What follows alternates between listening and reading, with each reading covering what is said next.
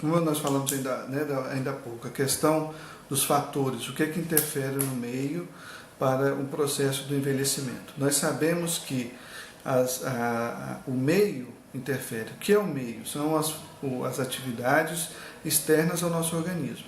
É a questão ambiental, a poluição ambiental, são a questão do tabagismo, a questão do cigarro, tudo aquilo que nós falamos ainda há pouco. Como que isso vai interferir? A questão do estresse, principalmente, que hoje é considerado o mal do século, né? O estresse é considerado o mal do século, a ansiedade, a preocupação, a depressão.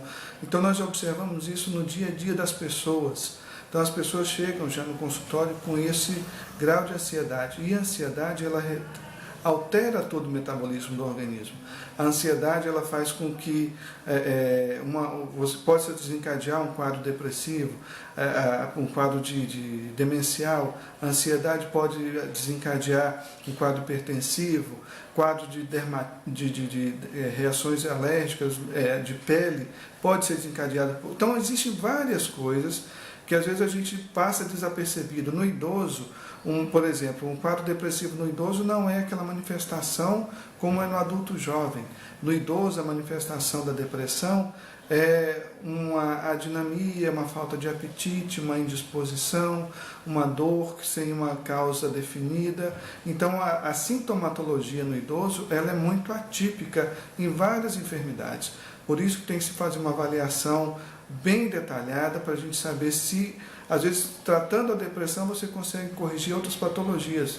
O paciente pensa queixa de dor, por exemplo, a dor nas pernas, aí começa a tratar achando que é um reumatismo, que é uma artrose, uma artrite, e na verdade é um quadro depressivo.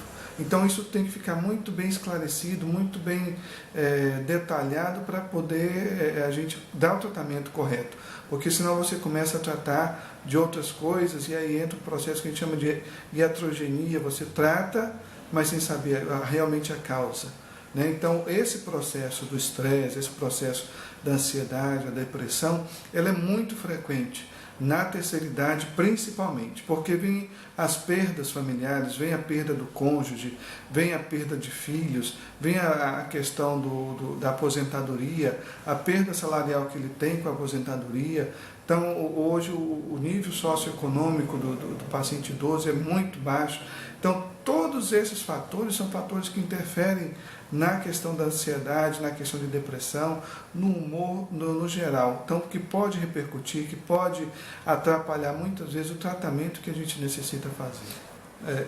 Processo do envelhecimento, quando você está envelhecendo, é natural, é normal diminuir todas as atividades do organismo, né? O metabolismo altera, há o desgaste natural das articulações, mas isso são processos inerentes do envelhecimento. Se você tem uma vida, quando você é um adulto jovem, que tem uma vida saudável, você vai ter um envelhecimento saudável. É isso que nós procuramos, é isso que nós preconizamos, o envelhecimento saudável. Via de regra, né, isso não é tão comum. Mas existem idosos saudáveis, existem idosos que chegam aqui ao consultório com 70, 80 anos sem nenhuma comorbidade, sem nenhuma patologia, com alterações que são próprias do processo do envelhecimento. Então, envelhecer, nós podemos envelhecer de forma saudável, desde que você tenha uma juventude, uma fase adulta saudável também. Então, muitas pessoas pensam, chegou na velhice, é só cansaço, é só enfado, né? Fica assim, eu não sirvo para mais nada, mas não é verdade. Se você consegue trabalhar essa questão, você consegue ter um envelhecimento saudável, sim, e não ter nenhuma comorbidade. Claro que isso depende de vários fatores, como nós já citamos. Existe a disposição também, a própria genética do organismo também, que vai influenciar nesse processo do envelhecimento. Mas não é mito essa questão de que todo velho é doente. Isso aí não existe, não. Existem velhos saudáveis e que morrem saudáveis, morrem de velhice mesmo, né? Porque nós temos um fim, né? Então, assim, tem pessoas que têm esse fim natural, sem nenhuma comorbidade.